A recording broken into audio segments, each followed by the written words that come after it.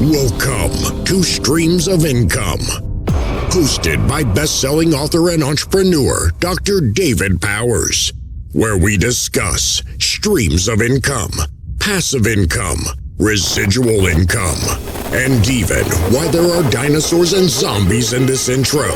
Fasten your seatbelts and get ready to dive in. Hey everybody, this is Dr. Dave at Rugged Dad Headquarters for another episode of the Streams of Income podcast. So one thing I want to get across before you dig into this latest episode and listen to the sheer awesomeness that is contained therein, because it's not all for me, although it's pretty awesome there. But we're going to have some really neat guests from time to time, and I hope you'll enjoy it. But first, I want to say one thing.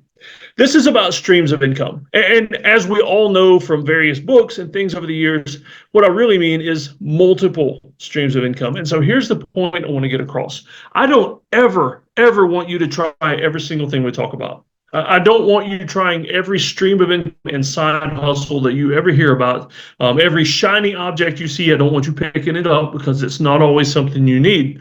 What I endeavor to do with this podcast and with all the related content in the Facebook group and everywhere else is for you to find the streams of income that work perfectly for your life, your passions, your calling from God, the amount of time and money you have to put into it. I want you to find ways to do things that merge together and create this wonderful life that's just going to be awesome, and you don't feel like you're bouncing around from thing to thing and you've got 15 different side hustles that take all your time, and then you end up with never enough time for any single one to actually make it a profitable, fun, and exciting venture. So that's my hope for you, and I hope as you listen to the rest of this episode that you'll always take that to heart, and you'll remember that don't jump at every single thing that comes across, but find the things that work for you. Experiment if you need to, but be perfectly willing to ditch the things that don't work for you and don't enhance your life.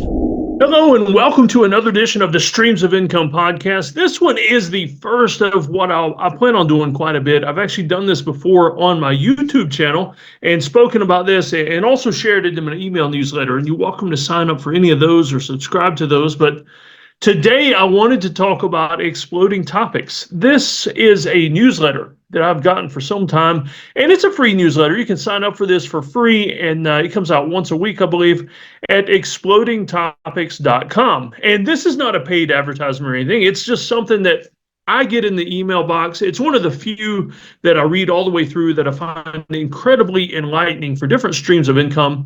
And here's one of the cool things is you've heard me say before about how I don't want you jumping at every shiny object that pops up. Every stream of income that pops up, I don't want you trying all of them.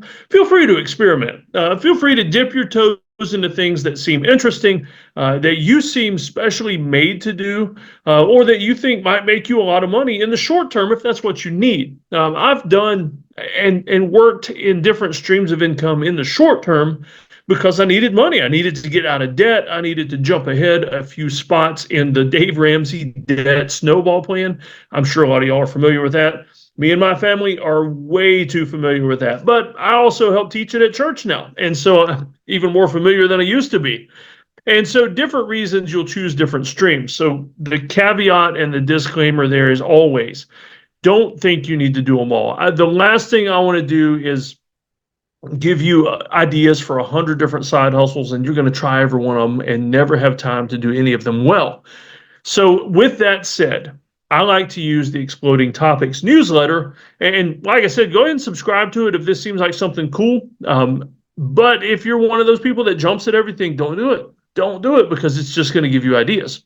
Now that I have this podcast and this platform, one of the great things for me is I am a person that jumps at all the shiny pennies. I know that about myself, and I have to be careful.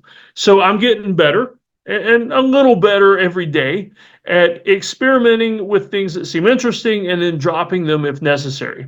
And to be honest with you, there's some of them that I really want to do, but maybe later. Maybe the timing isn't right because I don't have time right now to build a new business. I need to expand the ones I already own.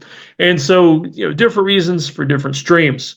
And so what I do a lot of times with this podcast, and one of the reasons I want you to listen every single time I put an episode out, And pay attention in the Facebook group as well, because sometimes I will mention opportunities in the Facebook group that I don't talk about here on the podcast, just because it's smaller. It's not worth a full episode. Maybe I couldn't get an interview with the person that's doing it, different reasons. But I want you to pay attention on all the media aspects of what I do so that you can keep up on all these ideas, because one of my main goals right now is to give away more ideas than I try.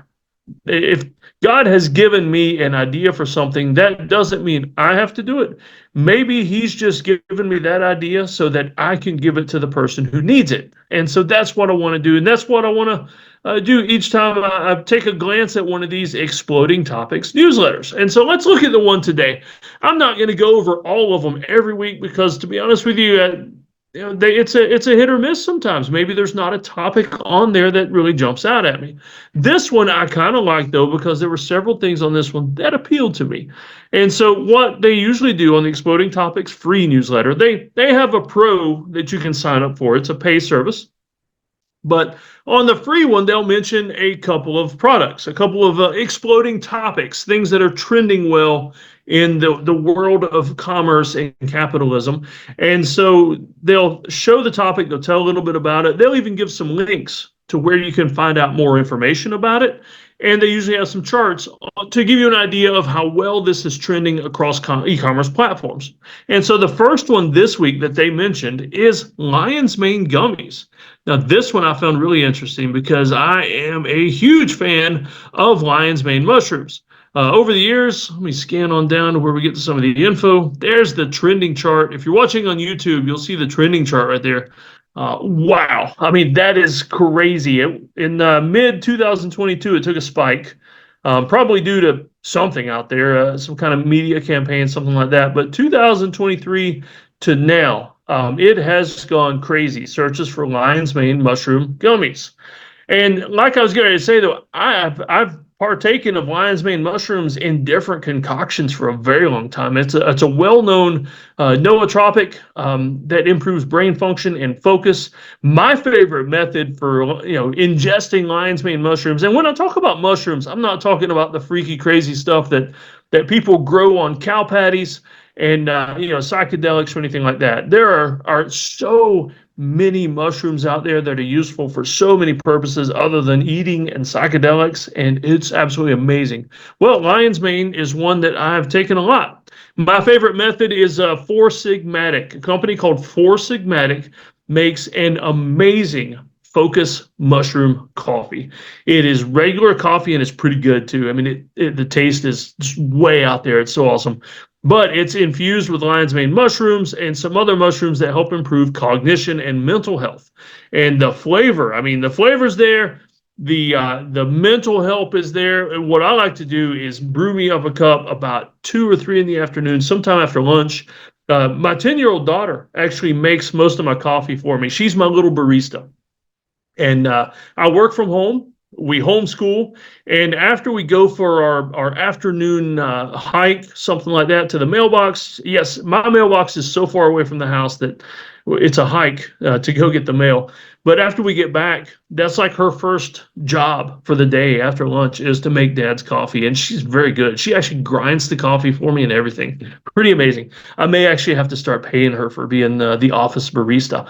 But Four Sigmatic coffee is where I've taken it the most. I've actually taken some supplement pills before that had Lion's Mane in them. My wife at one time actually had a little Lion's Mane grow kit, and we were growing some Lion's Mane here in the house. And we've seen it's one of the few mushrooms because it's very recognizable. It doesn't have the caps or like a shelf mushroom that you see a lot. It looks like how do I describe this? Maybe like hair made out of snow. Like if you're walking through the woods, and it grows on trees, not on the ground. You may find it on a tree on the ground, but it's most often up in trees. And it's grown on the side of a tree, usually beautiful white color, and it looks like hair, like white frosty hair. It's very recognizable. One of the few mushrooms I would feel comfortable foraging and harvesting out of the woods. But let's read through this and see what's going on with why it's been mentioned here. We already see the chart. I mean, if you're on YouTube right now, you can see this chart is crazy as far as the searches for this, which means it's a hot item. It wouldn't be on here if it wasn't. Traditionally used in Chinese medicine, it's known for improving cognitive function, memory, and overall brain health. However, it has a strong taste, which I actually like, and can be difficult to consume in large quantities, which is why we're seeing a growing demand for gummy-based lion's mane supplements. Now, I love me some gummy bears. I really do. I frequently tell people if there's ever an apocalypse and you come near my house and want to trade for something, bring gummy bears or coffee. And I'll trade you just about anything for that, because in the apocalypse, they're going to be hard to come by. And so the thing, though, is I'll eat a ton of gummy bears, but I'm not always a fan of gummy supplements. In terms of taking something, a thing, anything, and ultra processing it down, just to me, it feels like turning a good thing into a gelatin jelly type substance. It just, I don't know. It seems a little too ultra processed. So I might not be one that would really jump on the lion's mane mushroom gummy trend, but lion's mane in general, I mean, if you're wanting to start making some gummies and sourcing some gummies to sell, it'd be a good idea. But lion's mane overall is absolutely amazing, and it's just going up. I don't think it's peaked yet. And that's the, I accidentally hit the wrong button on my screen. Let's get back down to the lion's mane. And yeah, I'm just filling this space with words while I move the screen here. All right, so other popular products in this space include mushroom coffee, which I've talked about already, mushroom protein powder, and mushroom chocolate. And I've had mushroom chocolate as well. And I mean, can you get any better than combining two awesome things? And think about it this way, from a health point of view, mushroom dark chocolate would be absolutely amazing. And so lion's mane gummies are part of the convenient nootropics metatrend. Nootropics are a big deal, and they've always been out there. Certain supplements, certain things that you find in nature and other places. I mean, caffeine, nicotine, nootropics that have been around forever. But convenient nootropics that are actually healthy for you, and not just constantly ingesting more and more and more caffeine, which I'm apt to do myself. It's healthier across the board, and so that's something you may want to look into. If you're not sure if you want to take nootropics, how about just go out and go on Amazon or Netflix or somewhere and watch the movie Limitless. And it's science fiction, but it might give you an idea, man, of just how good the nootropics feel sometimes. You won't be as awesome as Bradley Cooper in the movie, but it's like that whole movie is a commercial for nootropics. So watch the movie, not the TV series. You can watch the TV series after the movie. Bradley Cooper was in both, but watch the movie first. The TV series only lasted a season, and it was basically just a sequel. But also the Jason Bourne movies are also a commercial for nootropics, and so that'll kind of move you into there and see how awesome it is. All right, so one of the things they do on the Exploding Topics newsletter, they also put some links at the bottom, usually for some of the biggest companies that are coming out with products or new and innovative companies. And so they've got one here, non-alcoholic beverages with nootropics, adaptogens, and botanicals. This is from Kin Euphorics. I've actually... oh man, Gymweed, that's what it is. I've used an energy drink or drank an energy drink before that I picked up at the vitamin shop called Gymweed, and it's infused with adaptogen mushrooms and things like that.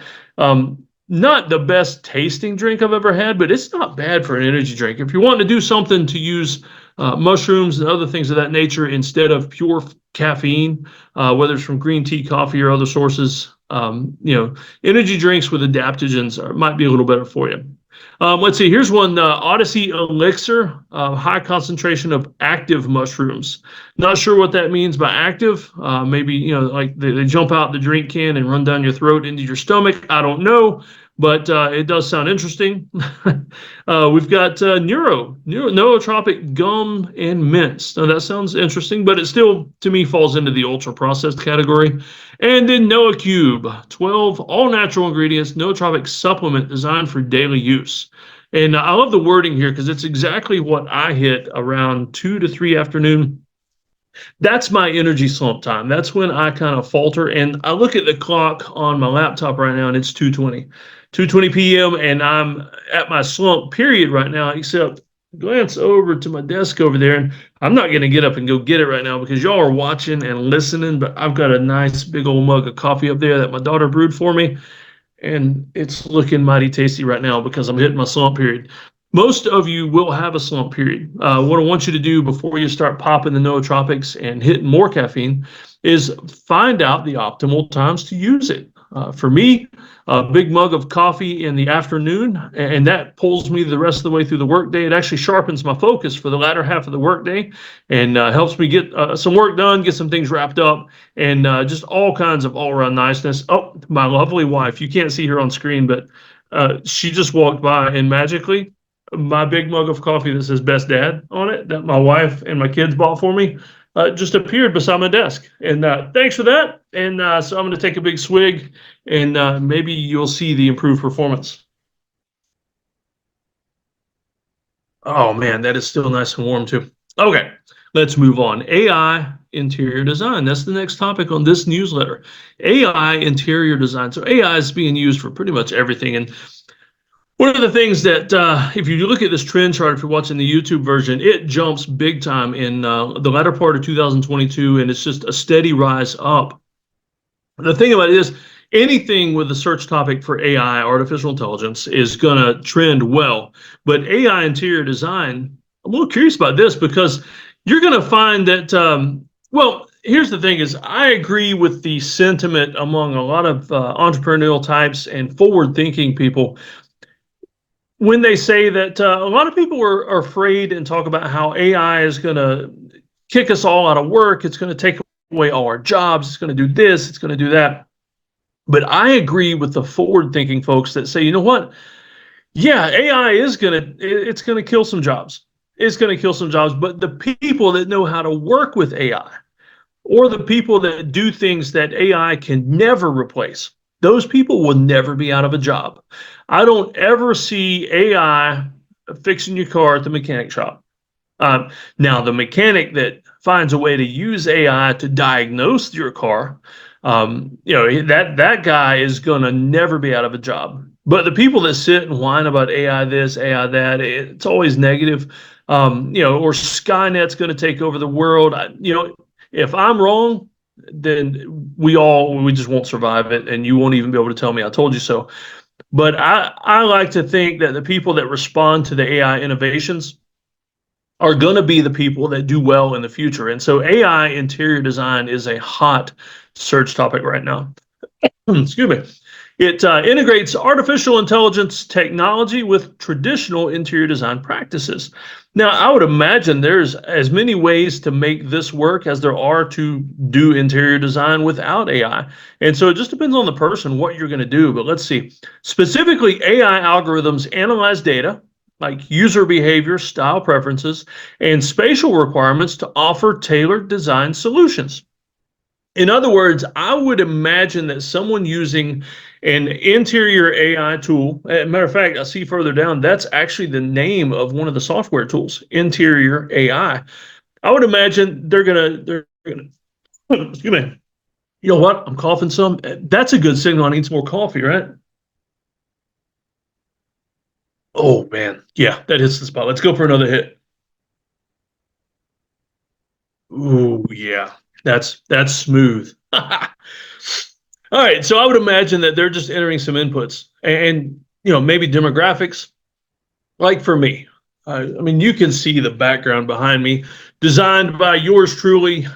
It's an old farmhouse that we live in, and so things like the brick and the fireplace behind me, that's there. I've not done anything to tear it out or anything. I just decorated around it.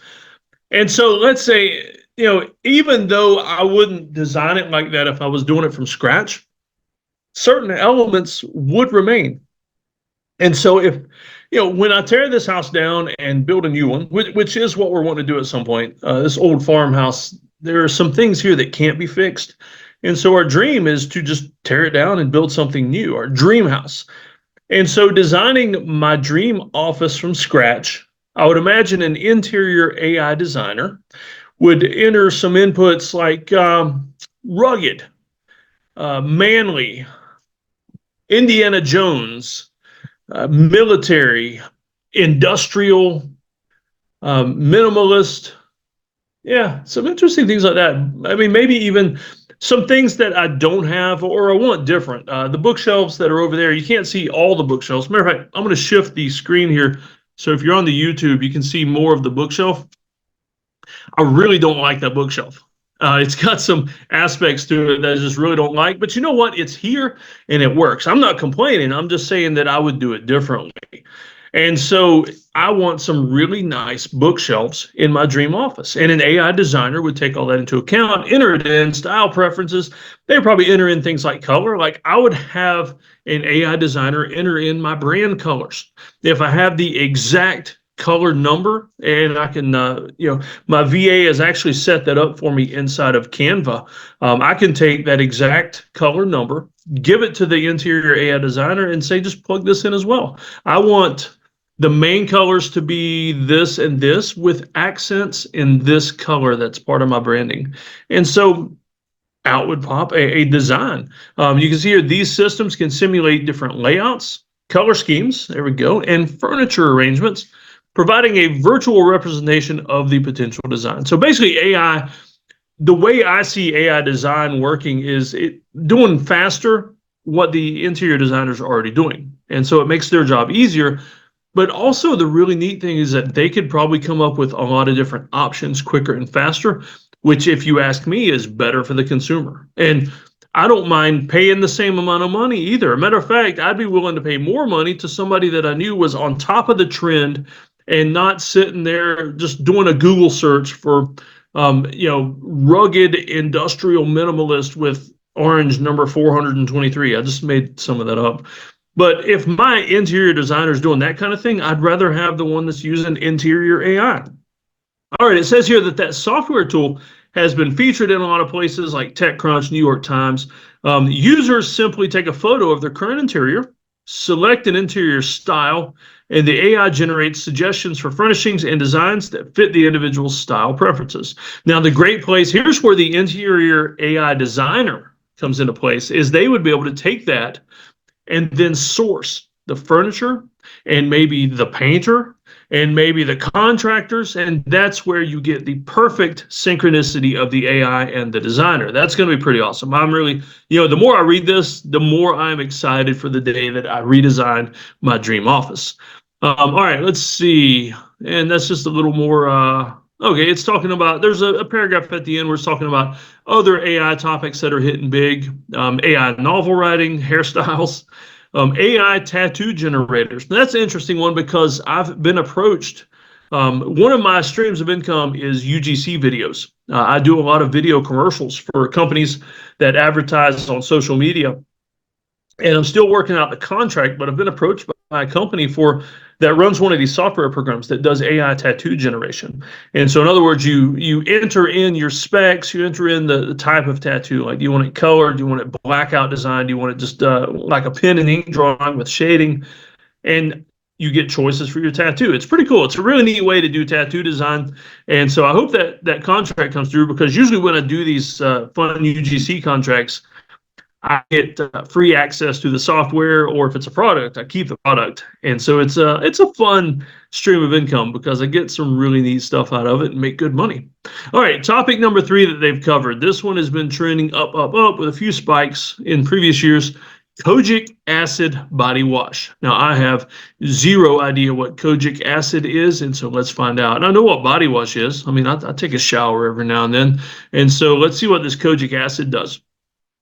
Kojic acid body wash, it's a specialty soap it's used for skin lightening and anti-pigmentation properties. Okay, interesting. Let's see further down and see who that's for, because obviously if you've seen pictures of me, especially my shirtless pictures when I'm modeling the tattoos and things, or if you can see me on YouTube right now, you know that skin lightening is not an issue for me.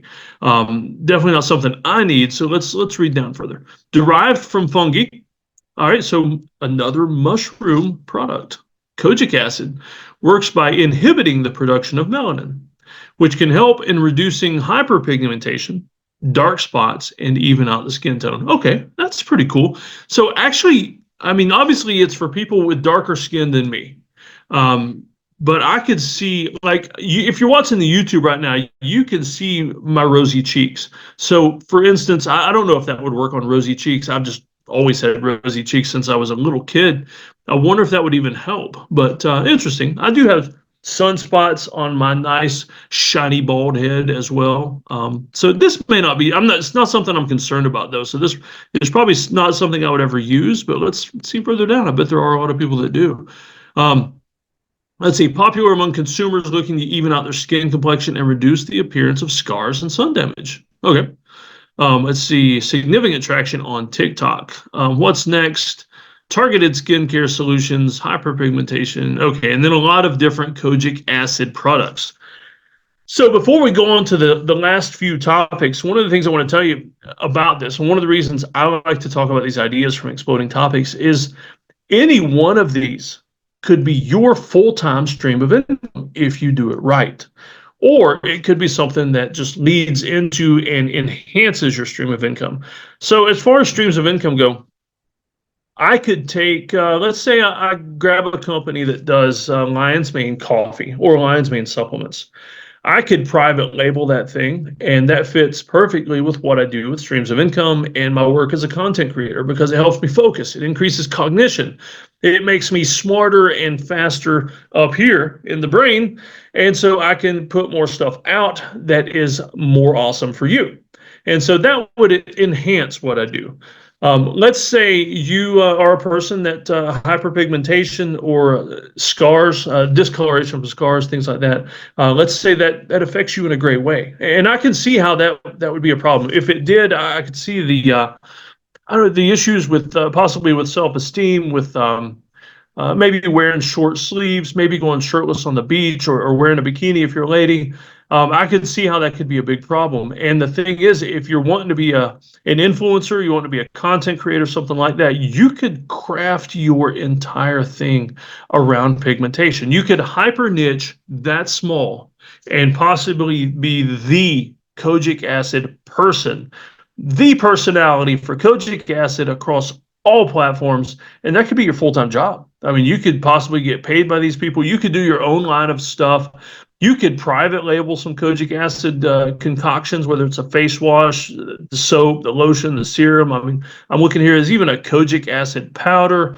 So you could be the person that does that. Or if you're doing health and beauty, it could just be something you add to whatever you're already talking about. So when you're reading these opportunities and you hear me talking about them, just if they pique your interest, that's the way I want you thinking. Could I do this all on its own? Could I add this to something I already do? Or in my case, is there somebody that needs this idea and I can give it to them? I can serve my friends just by giving them ideas and opportunities that they could capitalize on. All right, the next topic, a moss agate ring. A moss agate ring. That one's been trending since 2021. It started going up quite a bit with some big spikes last year and early 2024. Let's see, moss agate rings feature a gemstone known as a moss agate as the central stone. I mean, I've heard of an agate. Moss, I guess, is the, there aren't pictures here, but I'm guessing it's just the way it looks. Like maybe it has a mossy appearance inside the stone. Like it's not just a perfectly smooth and clear stone. I tell you what, since I'm on here and I'm telling you about it and everything, you should look it up. And that way you can see some pictures while I'm talking about it. Moss agate rings feature a gemstone known as moss agate. See, what makes it unique is that it typically has a greenish to bluish color. Oh, there we go, with a mossy pattern. And so it's got nothing to do with actual moss. It's the pattern. Additionally, no two moss agate stones are the same. Now, that's pretty cool because that means that every single one is perfectly unique. And this is neat. Interestingly, moss agate rings are increasingly used as wedding rings. I like that because I don't know, I just like unique things. The old idea of just a simple or fancy, but just a gold band with a big old diamond in the middle, I find nothing unique or exciting about that. Now, a lot of you may disagree with me. A lot of you may like just the traditional aspects of that. But I find nothing unique about that. Even my own wedding ring was really cheap metal, but it had a very unique pattern on it. It wasn't gold, it wasn't silver, it wasn't anything like that. I also went for something cheap for my wedding ring because I tend to lose things. I tend to break things. And my wedding ring, it's sitting in a drawer upstairs, and it's actually been bent several times. It's crooked. And so, yeah, I just went for something unique, though, very noticeable. It had Viking shields all over it. My wife's wedding ring was a claddagh. I actually had a claddagh, which is the traditional Irish wedding ring, where the two hands are holding a heart. I had a claddagh custom made for her wedding ring. And so the two hands, instead of holding a heart, they're holding a diamond. And it's also white gold instead of yellow gold. And so a little more unique. And so I find this idea of the moss agate rings as wedding rings very unique. Very cool. Let's see. Searches for moss agate wedding ring have increased 43% over the past 2 years. That's pretty cool. Part of the unique gemstone wedding ring meta trend. In other words, there's a huge meta trend going on right now about unique gemstone wedding rings. That's where the gold is. Maybe I shouldn't have used that word, but that's where the riches are and the opportunity here.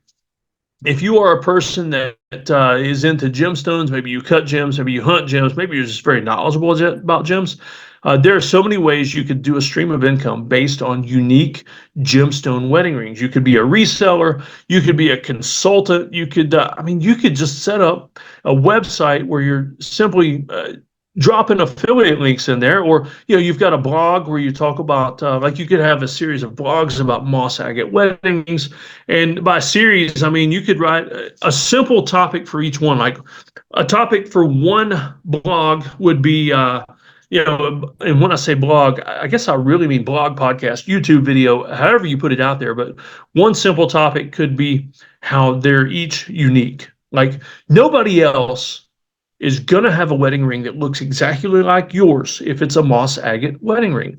Now, any 1,000 people could have diamond wedding rings and they all look identical. Yeah, they're different. And yeah, on a microscope, you might see things. I mean, maybe this girl's wearing a blood diamond and doesn't know it. And this one's got a cubic zirconia because she thought it was a diamond because her husband couldn't afford it yet.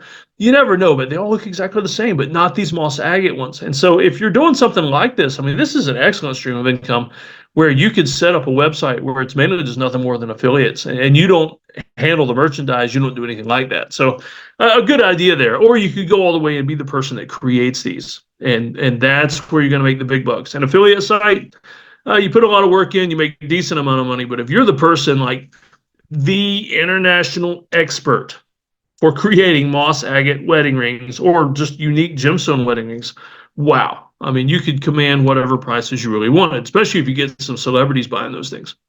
All right, here's a few examples of unique wedding and engagement rings.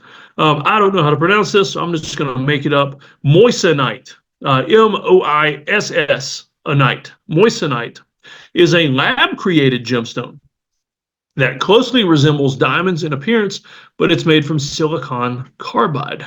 Silicon carbide. So moissanite is called. So it's a lab-created substance. Now, if you wanted to buy something that looked like a diamond, but is much cheaper for now, I mean, a lot of people do that. There's no reason that everybody that gets married needs a diamond. Buy something that looks like a diamond. It's cheap. Later on, when you're filthy rich, you replace it. That's how most people should go. People assume when you get married, you need a big diamond and a house as soon as you get married. And you also need a $25,000 wedding to go with that. But you don't. The truth of the matter is you don't. So you could use this to go cheaper. Also, something I find interesting about this, and this is where you can make the money in the niches, is it's all in the way that you make these things unique. If you have two scientists getting married, or one of them's a scientist, a lab nerd, somebody that works in a white coat all the time, the idea of a lab-created gemstone might really appeal to them more than a diamond. And so that's how you can try to push things like that, is just finding a way to make it more unique, make somebody want it even more because of what it is. All right, the next one they have listed here is an obsidian ring. Obsidian is a really neat rock. I've got some arrowheads that are carved out of obsidian, and they're beautiful. It's a volcanic glass, but it's black, or at least so dark that it looks black, and very, very beautiful. I could see a wedding ring out of this, looking incredibly beautiful. The only thing about obsidian that I would be curious about for a wedding ring is that it's very fragile. It is it's a rock, but it's pretty much as fragile as glass. And also, it's in layers, I think, kind of like slate. And so I would wonder about that, what the process is to make that strong enough. But man, that would make for a beautiful wedding ring. I'm thinking an obsidian stone in a platinum or a white gold setting would be absolutely beautiful and very reflective and just really neat and unique. Let's see. I could also see here's another way to knit this kind of thing: obsidian for goth weddings or people that kind of get more into just wearing all black, things like that. That would be pretty neat. And then also the last one. Oh, this is cool. The last one is permanent rings. It's a type of permanent jewelry. The ring is welded directly onto the finder. And the idea of permanent jewelry I find interesting, not for myself. I'm not interested in any of that because I like being able to, I don't know, I just feel too restricted if I'm wearing something all the time. But one of the reasons I find permanent jewelry interesting is because my second oldest son is in welding school right now. And we were talking about streams of income the other day, and he was talking about being the welder that goes to these tattoo shops and piercing shops and welds the jewelry together. In other words, permanent jewelry is jewelry that you shouldn't be able to take off without really having to go through some trouble. I'm talking about like a bracelet that is put on your arm and then the ends are welded so you can't remove it. Like I say, a lot of reasons I don't want to do that, but it's a big trend right now. And kind of interesting that my son, who's wanting to be a welder, identified that as a stream of income because it would take some very precise and careful welding to weld this onto somebody's arm or leg or somewhere like even a permanent necklace and not cause third-degree burns or set them on fire. And he was actually explaining to me the type of welding it would take and the protective measures that he would take to do that. It's a pretty cool trend and definitely something that I'd be really curious to see him take off on. All right, so let's see. Let's just scan down the newsletter and see what else they put in this. The picture of the CEO. And then just an explanation of what Exploding Topics is. There is an ad at the bottom. Like I say, this isn't paid. I don't even have an affiliate with these guys. But Exploding Topics Pro, it says here you can try it for $1. That's pretty cool. And so if this is something you think you might need to dig into even more, like say if you do consulting, especially small business consulting, you help people find ideas, things like that. You might want to invest in Exploding Topics Pro.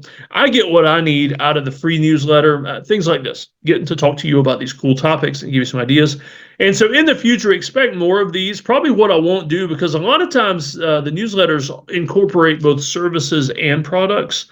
And so I won't go through every one of these newsletters every time. Probably what I'll do is I'll pick out the best items from 2 or 3, and then maybe every couple of weeks, maybe every couple of months, we'll talk about some of these topics and I'll give you some ideas. And in the future, what I would also like to do, and if you're interested in this, be sure to send me a message, because if you're interested, I'd love to include you on this. What I'd like to start doing is maybe building a brainstorming panel. I'd like to have a library of listeners where I can get in touch with you and you specialize in certain topics. And that way, when I'm talking about a topic, we can get on here together, do the podcast together, and you can give us your expertise. The great thing for me is that I get an expert, a subject matter expert on here with me to help talk about it. For you, I mean, if it's your business, you're going to get all the hits and everything, hopefully from being on the podcast and free advertising, basically, because people will see you as that expert. It's one more way to get your name out there. For instance, I've got a friend, well, I say a friend, it's been a very, very long time since we've talked, but I had a professor in EMS that I worked with a few times on an ambulance, and he had a doctorate. But he still worked in EMS. He was a paramedic. That was his full-time job. But he was actually a geologist, specifically a gemologist. And after he retired from EMS, I believe he actually went out and set up a shop and did gemstone work. And see, that's the kind of person I would want to bring on here. I'm going to reach out to him, and see if maybe he'd be interested in this. But that's the kind of person I want to bring on here to talk about, let's say, unique wedding gemstones. And so, like I said, if you have a particular subject matter that you're an expert in, and don't worry if it's obscure, don't worry if you're a subject matter expert in, I don't know, what's something crazy, car racing video games. maybe even take it one step further. Off-road car racing video games. I mean, something that, no matter how weird it is or special as it is, if you're a subject matter expert and you want to be on the podcast at some point with me to brainstorm some of this stuff, get in touch. So I hope you've enjoyed this, and thank you for tuning in to this latest episode of the Streams of Income podcast with Dr. Dave. Hey everybody, since we're talking streams of income, I wanted to throw a little something at you as well, because an important part of streams of income is protecting that income, and scams are alive out there everywhere. And let me be perfectly honest with you, and I don't mean this insulting, because I'm speaking to the choir right here with this as well. The scammers are smarter than you, and they're more plentiful than you. I'm talking, some of these scams out there, especially the ones coming from foreign countries into the U.S., there are groups of people, I mean, making virtually no money, but they're funneling all that money to whoever's running the scams, and they're just robocalling people. They're calling people in bulk.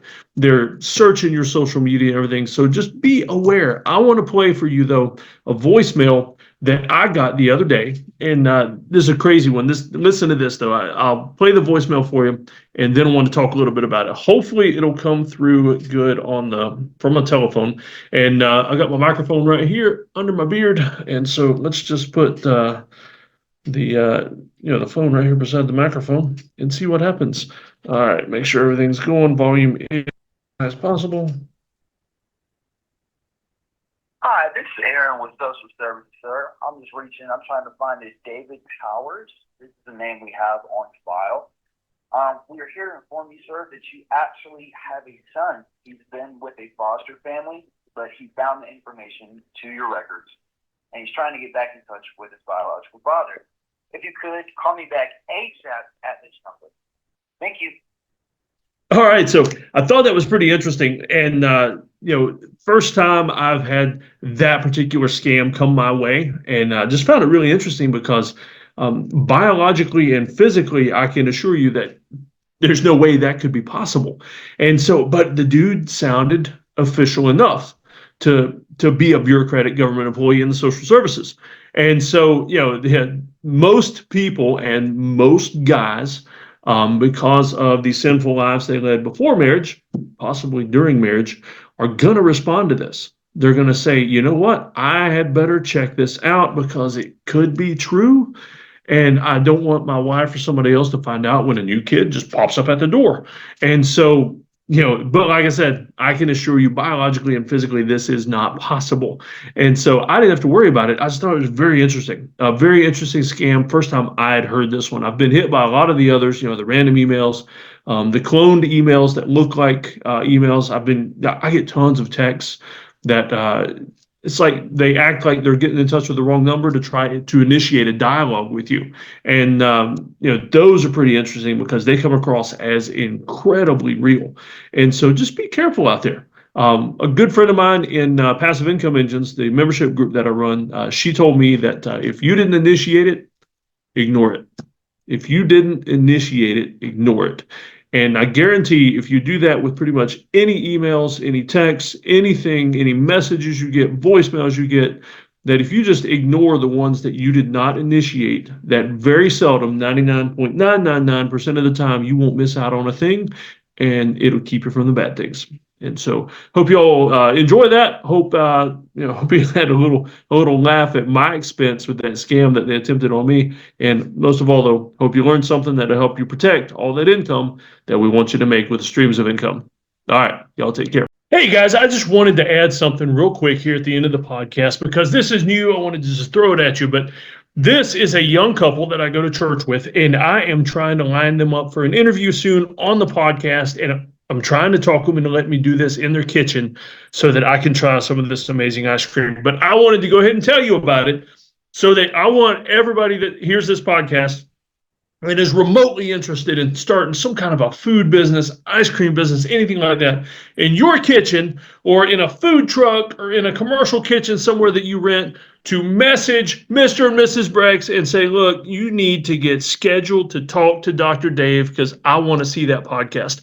I want to see what you're doing. So a quick, just a preview here. I wanted to show you their Facebook page and just show you exactly what they're doing. Like I said, I go to church with this young couple. They are pretty amazing. They're starting their own ice cream company, just bootstrapping it, starting it small and just killing it. I have not even gotten to try it yet. That's another reason I want to do this interview. I want to try all the flavors at their house. I want to try them all and see what they'll send home with me, that kind of stuff. So let's look at their Facebook page a little bit. All right. So it's Brex Ice Cream. And let's see. I see their posts all the time too. And there's a little story. That's the pin post. Let's read that.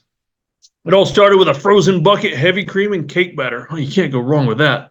Breck has always had a sweet tooth and a love for ice cream, but wanted to know what was being put in each pint. Along with his wife, Taylor, we founded Breck's Ice Cream because while we loved the grocery store brands and flavors, we hated seeing ingredients that were unnatural and synthetic. Yeah, you should read those ingredients on some of that stuff. It's gross. To ensure that we knew what we were eating, we started making homemade ice cream with real ingredients anyone can pronounce. Making and perfecting one batch of cake batter, homemade ice cream, which then blossomed into near limitless flavors.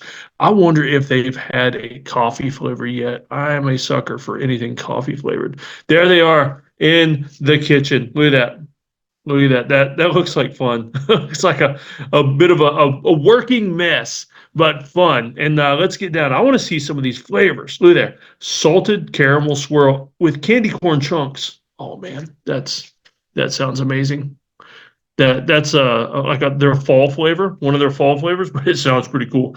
And notice their container there. Each one has scripture on it. There we got Job 127. I think it's 27. I can't tell if it's that or 120, but they got a scripture reference from Job there. And let's see what other people were saying. Other people just posting things about cars and stuff. All right, flavor drop. Let's pull this up, make sure we're not missing anything. So the flavor drop, Yellow Brick Road, rich yellow cake batter base with chewy salted brownie chunks and an indulgent caramel swirl. And then there's a Reese's one. Reese's peanut butter cup chunks with the peanut butter base also. It's like double peanut butter.